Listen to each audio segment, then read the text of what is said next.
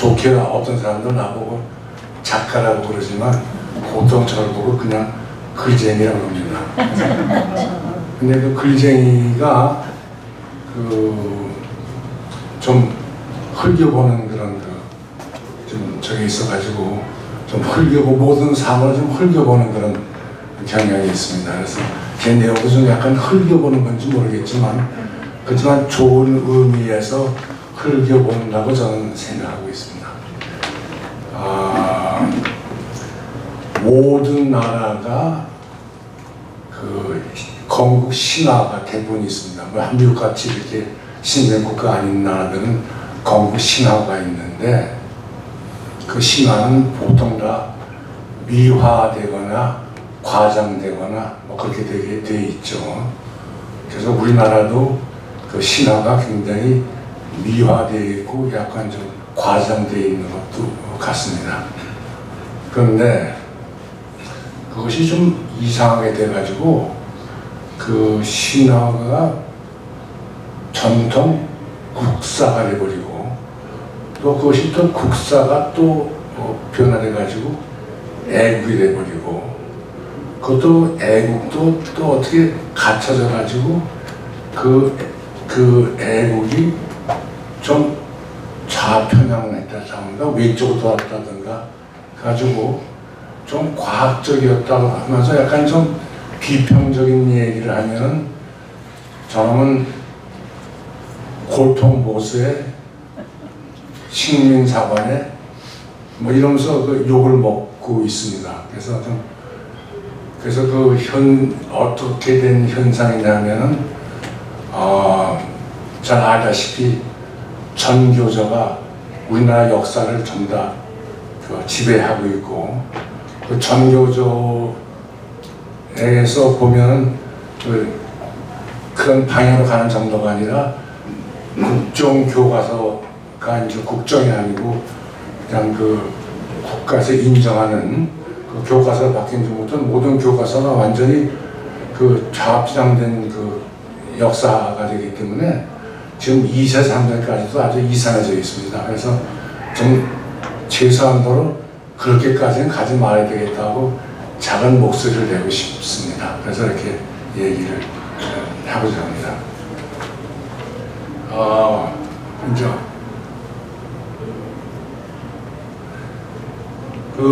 그렇게 돼서 그것이 아니라고 얘기를 하려고 하면은 그래도 좀 약간의 근거가 있어야 되지 않겠습니까? 그래서 제가 세 가지의 근거를 가지고 나왔습니다. 제가 뭐냐면은 삼국시대 이전에 도대체 우리나라의 역사라는 것이 그리 남긴 게 있었느냐 그것부터 좀 봐야 되겠는데 우리나라에 대한 역사는 1000년 전, 1100년 전에 김부식의 삼국사기 그리고 이전에 삼국유사 이전에는 우리나라의 역사에 대해서 글로 남은 게 없습니다. 그리고 글로 남은 게 있다는 거는 2000년 전에 삼화천의 사기에 조선이 조금 언급되어 있습니다.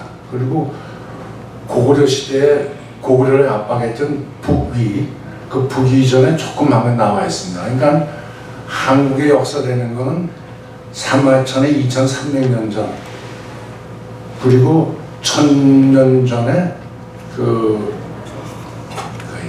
삼국사기 상류자가 전부입니다. 그것을 과연 우리가 얼마만큼 우리가 믿어야 되느냐 하는 것을 위해서 제가 좀 삐딱하게 세 가지를 얘기를 했습니다. 하나는 뭐냐면 첫째가 글자가 말을 삼키고 말을 삼킨 글자가 2000년 전, 3000년 전에 설화, 신화 또는 전략적으로 내려오던 그 말을 글로 썼는데 그게 얼마만큼 신빙성이 있느냐 그런 거를 좀 얘기하고 싶고요. 두 번째가 도대체 우리나라가 지금 역사학자들이 얘기하는 무슨 국가라는 그 개념이 지금 정말 어떤 개념의 국가였는가, 국가라는 개념이 뭔가 세 번째로 지금 단군을 역사적으로 실존적 인물로 얘기하다 보니까 왕이라는 존재가 되버렸는데, 그럼 그때 도대체 왕이라는 존재가 우리 조선 반도의 만주나 조선이 언제부터 왕이라는 존재가 어느 정도의 이미지를 가지고 있는 건가, 세 가지를 좀 삐딱하게 얘기를 하라고 합니다. 첫 번째로 말이 글자를 글자를 삼키고 하는 그런 얘기에 대해서 잠깐 말씀드리겠는데요.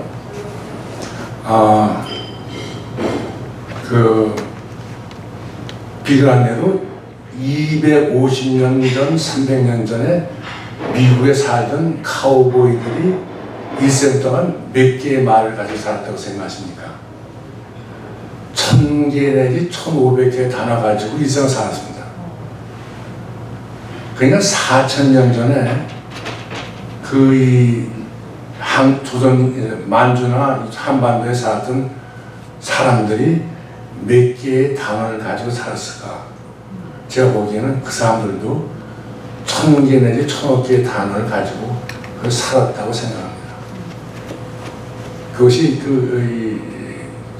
그런 생각인데, 그 3000년 전에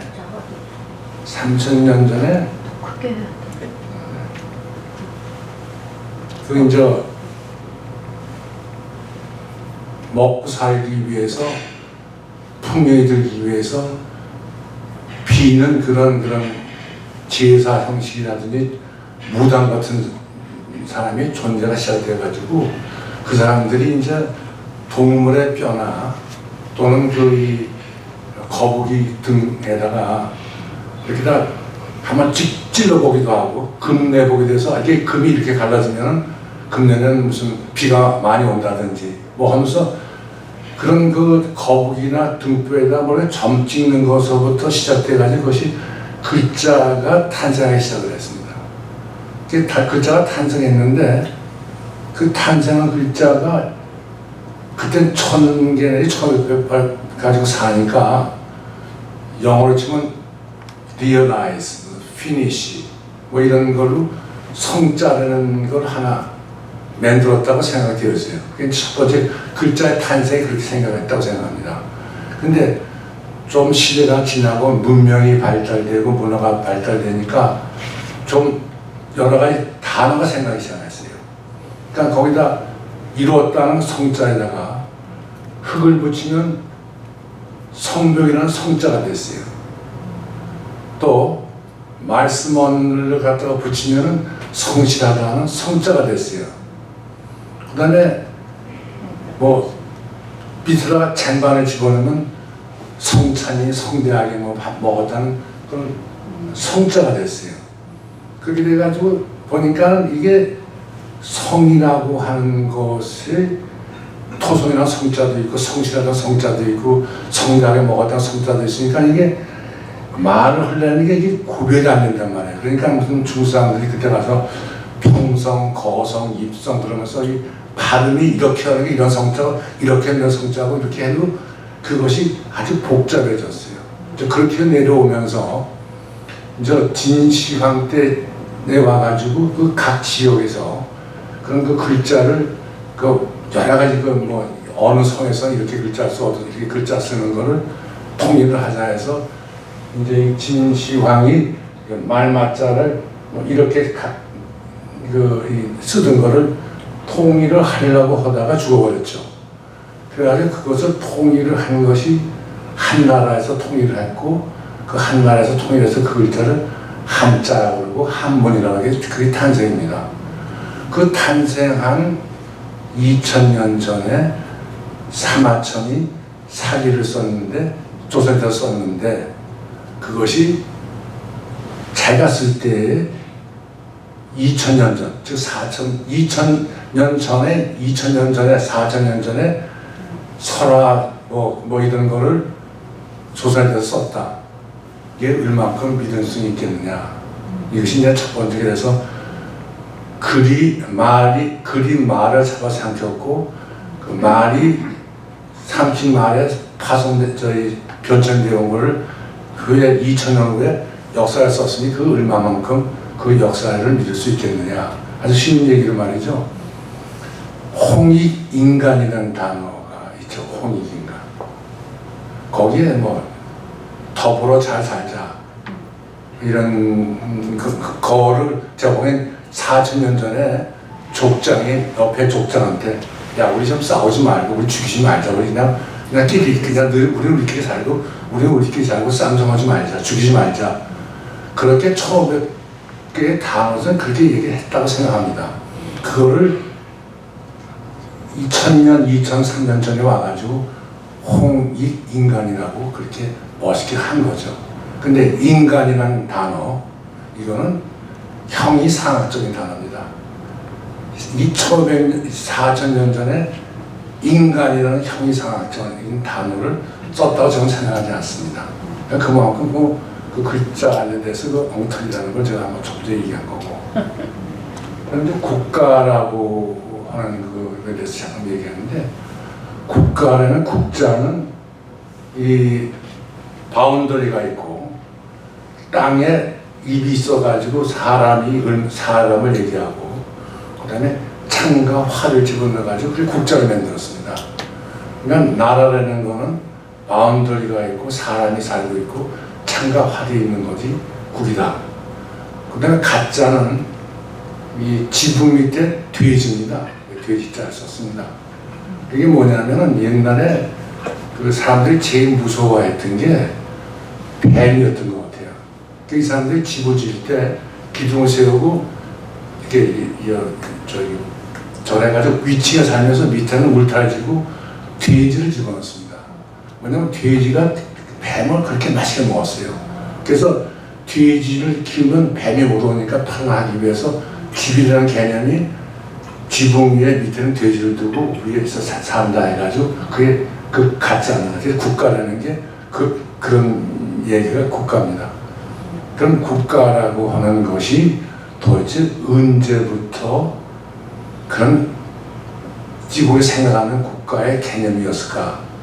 그걸 한번 생각하기 전에 우리 한번 이스라엘 얘기를 한번 해보자고요. 4,000년 전에 우리가 고조선 당공 왕공 왕하는데 그 4,000년 전에 아브라함이 있었습니다. 그 아브라함 시대가 뭡니까? 시족 사회입니다. 그러니까 아브라함이 그러니까 한 시족이 모여가지고 그냥 그렇게 같이 사는 거예요. 그러다가 이제 사람이 늘어나고 좀 부흥됐을 때 부족이라는 게 생겼습니다. 그러니까 이집트에 쫓겨가가지고 갈 때만 해도 12지파라는 게 12시족이라는 얘기입니다.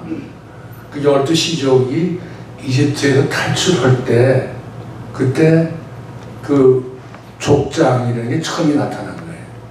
그럼 족장이 그때는 사실은 왕이 아니라 그건 부족의 무당이었습니다.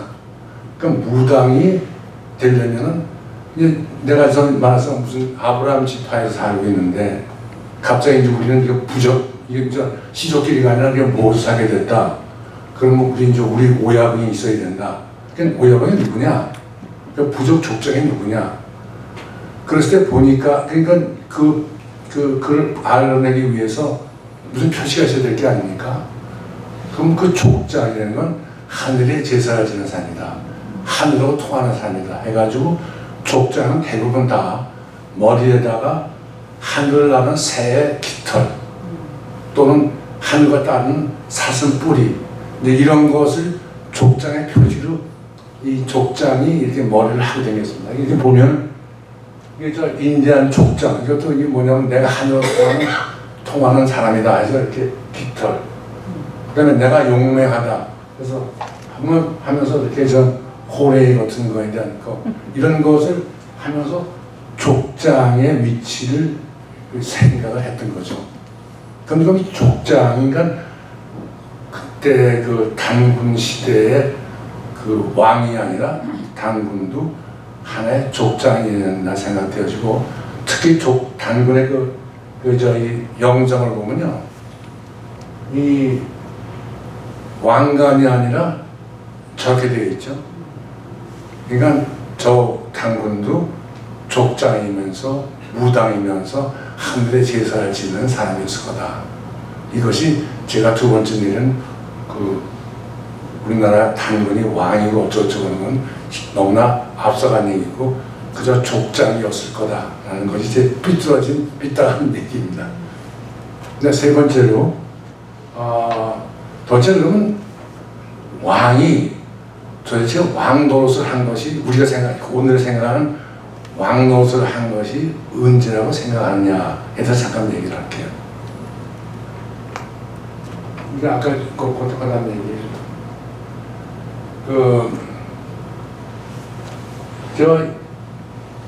저 왼쪽 게 뭐냐면은 TV 사극에 나오는 그 수양대군의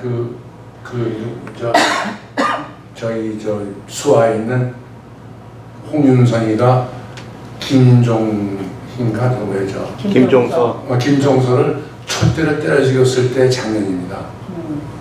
이게 무슨 얘기냐면은 세조 때까지 말이죠. 각 소위 말해서 힘쓰는 사람들이 전부 다 사병들을 가지고 있었어요. 그 사병들이 자기들이 그러니까 이방원이 무슨 뭐 자기 형 죽이고 뭐 무슨 뭐 난리 나고 하는 것도 잘 따져보면은 그 사병들 간의 권력 다툼입니다. 그러니까 왕이는 그러니까 그리고 또 이 왼쪽 사진이 뭐냐면은 태조 왕건이 왕으로 투기됐을 때 태조 왕건이 왕비가 몇 명이라고 알고 계십니까?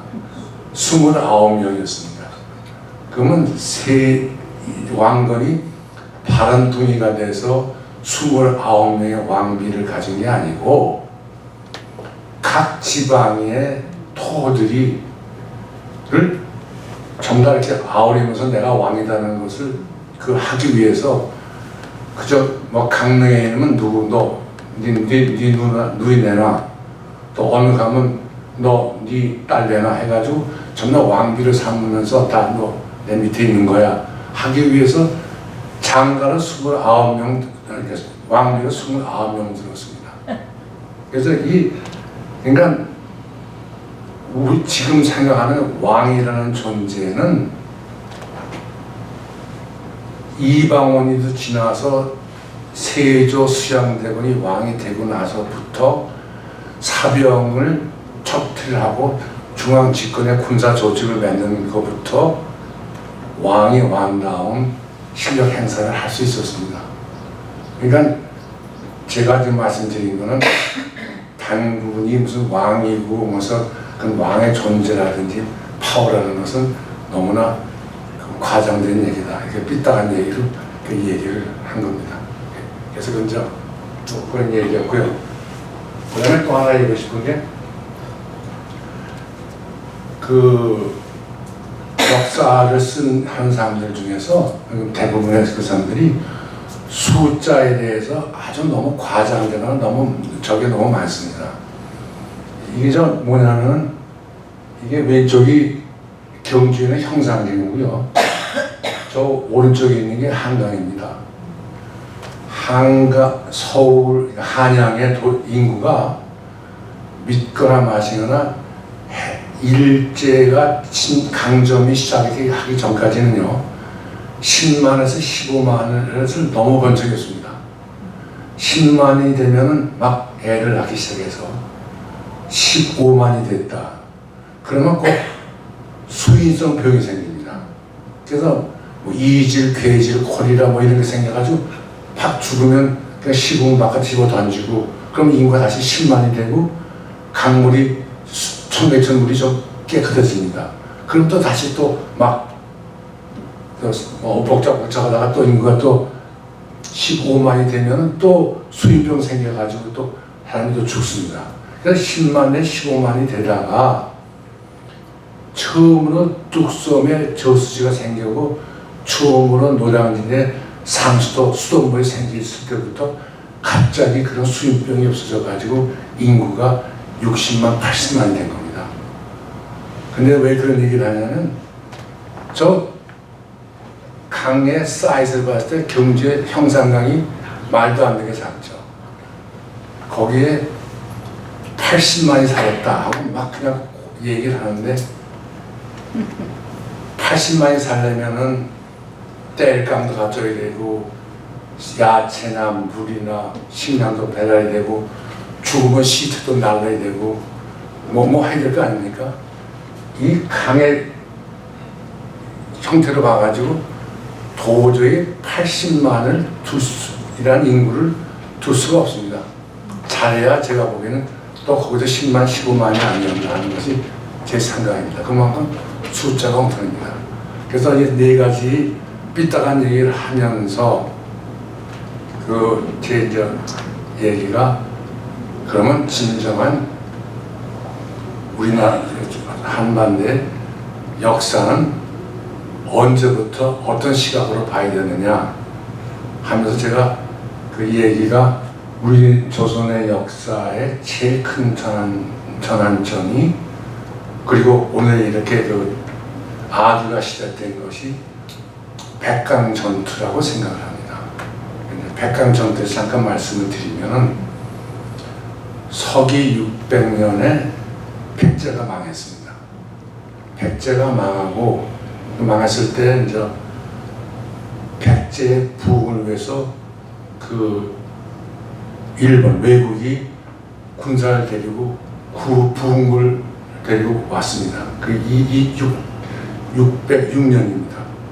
그래서 일본 외와 백제 부흥군하고 그 다음에 거꾸로 당나라와 신라가 합해가지고 백강에서 큰 전쟁이 일어났는데 외국이 패해가지고 도망을 갔습니다. 도망을 가가지고 이거 큰일 났다. 이제 당나라가 이거 일본을 쳐들어올 거다. 그래가지고 뭐 성을 쌓고 전쟁 준비를 하느라고 굉장히 애를 썼는데 쳐들어오지 않았습니다. 왜냐하면 그때 당나라는 당태종의 아들 그러니까 죽고 그 어머니가 되는 천춘무후가 소위 말해서 정권을 잡아먹고 당나라가 휘어져 있어서 현종이 어쩌고저쩌고 하면서 굉장히 복잡할 때 가지고 그 외국을 쳐들어갈 생각도 못했습니다. 쳐들지 않았거든요. 그러니까 좀 숨이 쉬어지니까 이게 조금 얘기를 하면은 일본 서기가 이게 그로 100년 후인가 60년 후인가 일본 서기를 이제 썼는데 일본 서기를 사실 쓴 거는 외국이 쓴 게 아니라 백제 유민이 썼다고 생각이 되어집니다. 그 백제 유민이 되면서 제일 공격 목표를 신라를 잡았습니다. 자기 나라 망치게 한 나라가 신라고 또 신라하고 백제와 가장 컨플릭트가 있었기 때문에 신라를 이제 미워했어요. 그래서 신라를 폄하하면서 백제를 지켜오려는 글을 쓴 게 일반 서기입니다. 근데 여기에 이제 이것이 소위 말해서 일제 강점기가 시작됐을 때 유학자인 단체 신채호, 그다음에 상임지정부의 둘째 대통령이었던 박은식 이런 분들이 뭐 어떻게 나왔냐면 너희 서기의 2000이라는데 그 웃긴 소리 좀 말아라. 우리는 4300년의 역사를 가지고 있다. 그러면서 4300년의 역사를 얘기를 하면서 단군 얘기를 하나의 정사로 얘기를 시작한 겁니다. 그래서 이것이 이제 싸움이 시작된 거고, 근데 그때 이제 가장 문제점이 뭐였었냐면은 그때 이제 조선도 그러니까 일본에 여러 가지 유학을 갔는데 역사학자도 일본에 유학을 갔습니다. 근데 일본이 그때는 어떤 시대였었냐면은 역사는 그냥 이렇게 무슨 뭐 설화, 전설, 글에서 뭐 있는 게 아니라 무덤에서 이런 유물을 봤다. 또는 어느 유적지 같은 이런 성이 있었고 뭐가 있었다.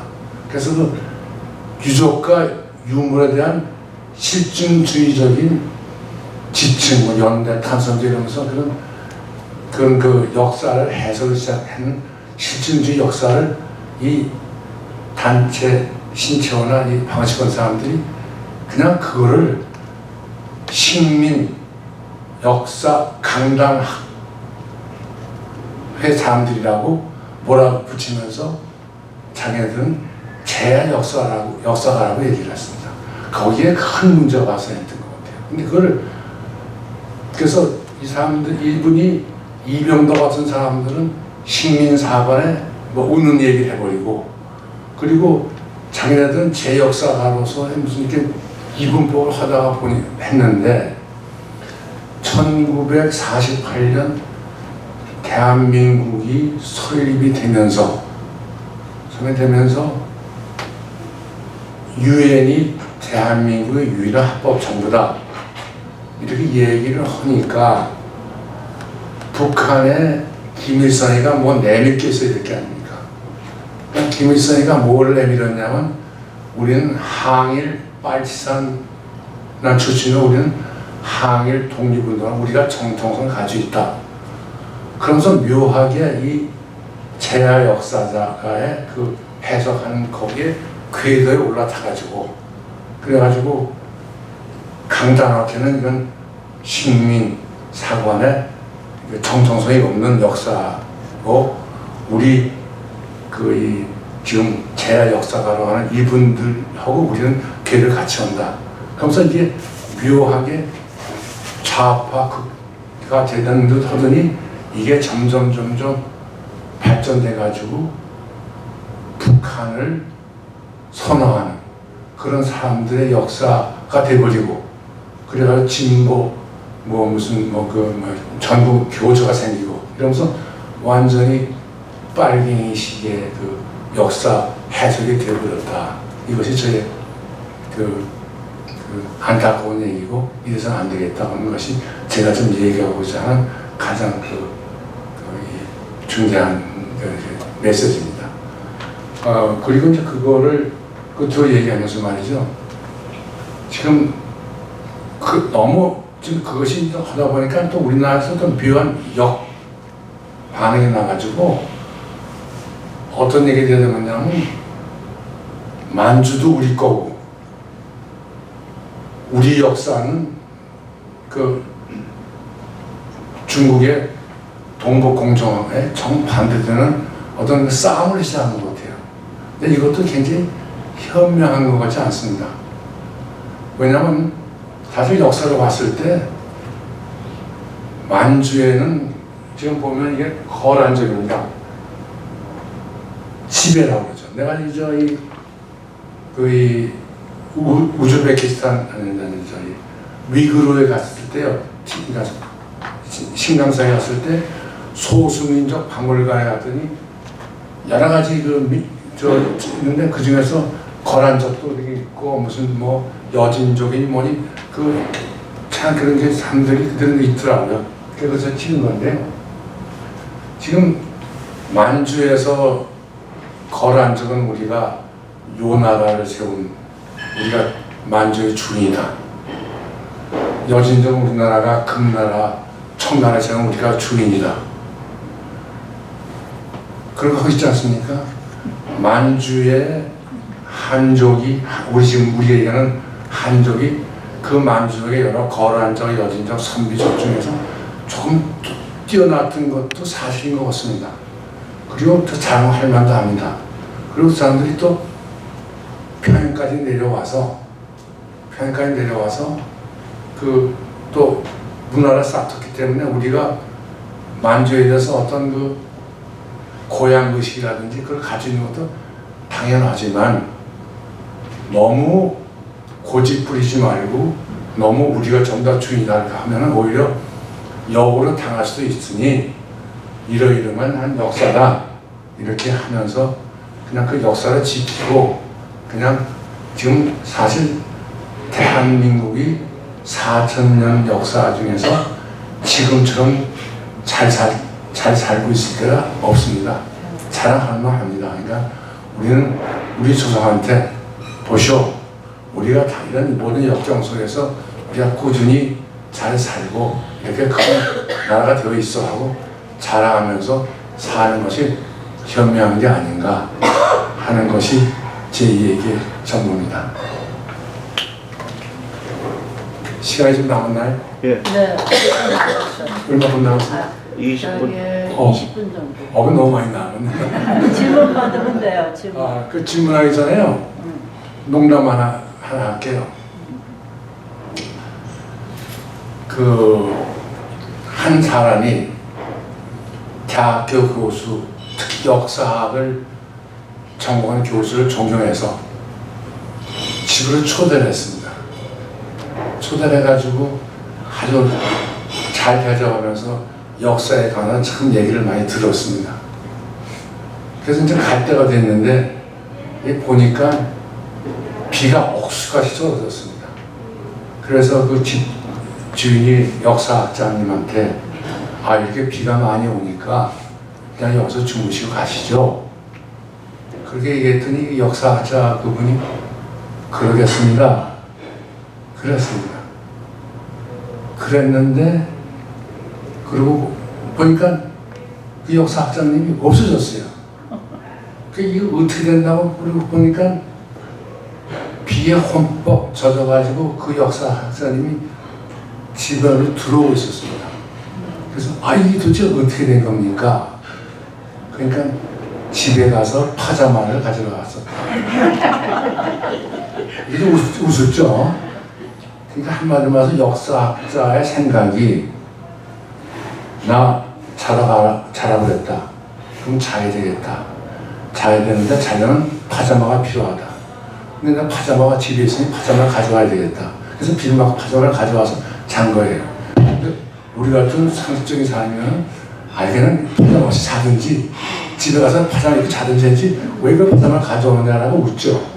근데 이것이 역사학자의 고집이고 아주 묘한 내가 좀 조롱하고 싶은 역사자들의 멘탈이라고 저는 생각합니다. 제가 이제 맨 마지막 하나 이게 그래서 이 얘기를 하려고 그러는데 이게 뭐냐면 제가 우즈벡 기사를 갔을 때 장터입니다. 장터에 가면 여기 고려인들이 있는데요. 한국말을 다 못합니다. 아는 단어가 김치, 라면 그런 단어만 알아요. 하는 모릅니다. 근데 김치는 열심히 먹어요. 근데 이게 뭐냐면은 왜 이런 얘기를 제가 하고 싶냐면 또 그 골통 같은 역사학자가 일생을 연구해서 미국의 아메리칸 인디안이 바레의 후손이다. 그걸 갖다가 무슨 그 바레 사람들의 무슨 이 아메리칸 인디안의 무슨 단어가 조선 말하고 뭐 비슷하고 이건 어서 따온 거고 뭐 어쩌고저쩌고 일생을 연구했어요. 근데 그러면서 제기차기도 이게 있는 건 이것도 판에서 배운 거 어쩌고저쩌고 얘기를 하더라고요. 근데 제가 무슨 얘기냐면 그때 이 생각을 했어요. 스탈린이 하루아침에 우라디보스톡 지역에 있는데 기차를 태우고 무조건 타라. 단 하루나 한낮에 시간 두지 않고 그냥 강제로 기차를 타라 그랬습니다. 태워가지고 우즈베키스탄 이런 키르기스탄 이런 데다 집어 던져버렸어요. 거기서 이 사람들이 진짜 추위에 떨면서 그 우즈베키스탄 사람 집에 처마에 가서 얻어먹고 이러면서 살았고 봄이 됐어요. 근데 어떤 일이 일어났는지 아십니까? 벼농사를 짓기 시작했어요. 벼농사를. 그게 무슨 얘기냐면은 강제로 끌려가면서도 첫 번째 생각하는 게 내가 무엇을 가져가야 될까 생각했던 게 이부자기 그런 게 아니고 먹고 살기 위해서 벽시를 가져가야 되겠다. 그래서 벽시를 가져가서 그 벽시에 농사를 짓고 그것이 인전 말을 다 잊어버려도 입맛은 변하지 않아서 김치도 담고 쌀밥도 먹고 그러고 있습니다. 내가 이 아메리카 인디언의 발에 오는 한 사람한테, 그 학자님한테 그 조롱 섞인 얘기를 묻고 싶은 게, 발해 사람이 이 아메리카 인디언에 갔으면 최소한으로 뭐 좁쌀이나 뭐나 벼나 볼이나 씨앗을 가져갔어야 될 거고, 발에는 바퀴가 있었습니다. 바퀴를 쓸 줄 알았어요. 그럼 바퀴라는 거를 알았으면 하여튼 구두마나 무슨 바퀴에 다니는 어떤 기구라든지 뭐가 있어야 될 거고, 그리고 갔으면 소 한 마리라도 가져갔는 게 당연하지 않았을까. 그러니까 어떤 이민이니까. 근데 아메리칸 인디언은 바퀴도 없었고 옥수수밖에 먹을 줄 모르고 조나 벼나 보리도 없었고, 그리고 소 한 마리도 없었습니다. 그럼 아까 그 역사학자 그 고집식으로 그 단어 가지고 이렇게 연구한 것은 전문성이잖아요. 좀 상식 있는 판단력이 있어야 되지 않겠느냐. 근데 우리나라의 역사학자들은 좀 그런 게 좀 부족한 게 아닌가 하고 좀 약간 좀 희약하시라고 좀 시비를 걸어서 그렇게 마지막 얘기를 했습니다. 이제 시간 됐습니까? 네, 질문 받겠습니다. 네, 질문하고 싶은 분 있으면 하십시오. 네. 아니. 네. 나 아주 궁금한 게 하나 있는데, 네. 우리나라 말이죠. 네. 우리가 지금 얘기하는 말. 네. 그것이 어디서 생겼는지 확정이 됐나요? 옛날에는 우랄알타에서 왔다고 그러더니 요즘은 베트남에서 왔다고 그러고 말이지. 그 소리가 많잖아요. 글쎄요, 지금 제가 알기에는 북에서 내려온 아주 기울 따지면 코카사스부터 쭉 내려왔던 그 퉁구스 어쩌고저쩌고 하는 거기에가 근원이 있는 거라고 생각을 하는데요. 또 모르겠어요. 또 많은 사람들이 그 박정희는 북방부 출신이고 그렇게 형태고, 그 김일성은 남반부 출신 같은 얼굴이다라고 얘기를 하고, 그 단어도 어떻게 이렇게 남반부에서 온 단어도 많이 있고 또 이렇게 얘기하는데, 전문적인 지식은 없지만 저도 혼돈스러운 사실이지만 저는 북방에서 내려왔다고 생각하고 있습니다. 두서없이 너무 많이 떠들었습니다. 얘기가 다 끝났으면 그냥. 아니, 저는요, 네. 여기가 역사는 과학이지 애국이 아니다. 네. 이렇게 토픽을 정하셔가지고 네. 역사 학사들이 자기한테 유리하게 왜곡돼서 역사관을 만들었다. 네. 그렇게 이게 이렇게 되잖아. 그래서 중간에 이제 처음에는 그랬는데 중간에 일본 시대의 역사관이 다르고, 그 다음에 일제 시대 끝나고 그 이북이 내려왔을 때 그 사람들이 하는 얘기와 남한 사람이 하는 얘기와 그 차이가 있어서 역사관은 과학이다 이렇게 말씀하신 거죠. 네. 그리고 사실 저는 그 일본이 오히려 우리하고 가깝지 신라가 우리하고 가깝다고 저는 생각하지 않습니다. 왜냐하면은 그 만주부터 고구려부터 일본까지요, 신화의 시작이 하늘에서 바람피로 내려왔든지 어떻게간에 하늘의 그 후손이라고 얘기를 하는데요. 신라는 신화가 아닙니다. 신화를 봤을 때 저쪽도 이게 그리고 그 신라하고 강릉에 가면은 이게 경상도 사투리 같기도 하고 함흥 사투리 같기도 하고 좀 묘한 단어가 많이 있고요. 그래서 그 태백산맥을 해가지고 이렇게 신라, 경주, 강릉, 함흥 해가지고 우라디포스까지 이렇게 그쪽 편하고 좀 그런 게 아닌가 하는 의심도 좀 가지고 있습니다. 그리고요, 독도는 누구 땅이라고 생각하세요? 역사적으로? 그거요. 그건요.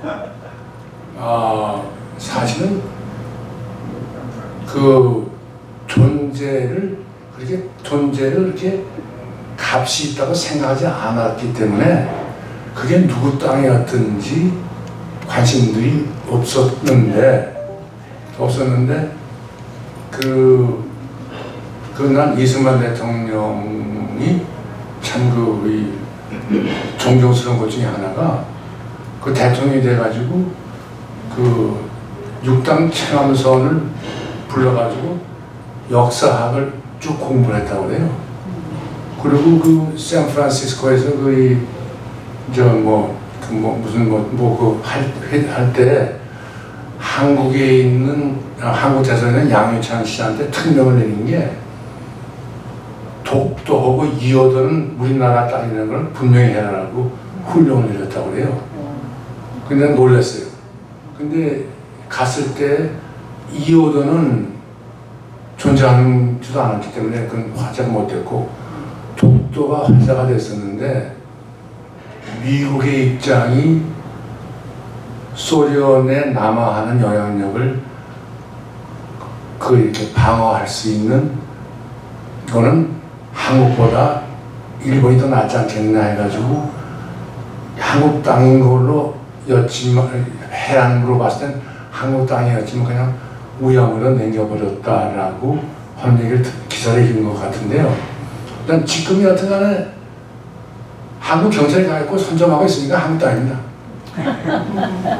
아니 저기 아이비스에서 그 금방 그 한국 땅입니다 그러는데 이충근이라고 이 역사 얘기 많이 하시는 분 있잖아요. 정치하고 이 양반의 결론은 지금 한국군이 거기 있으니까 그건 우리 땅이다. 근데 군 아니 그것도 군이 아니에요.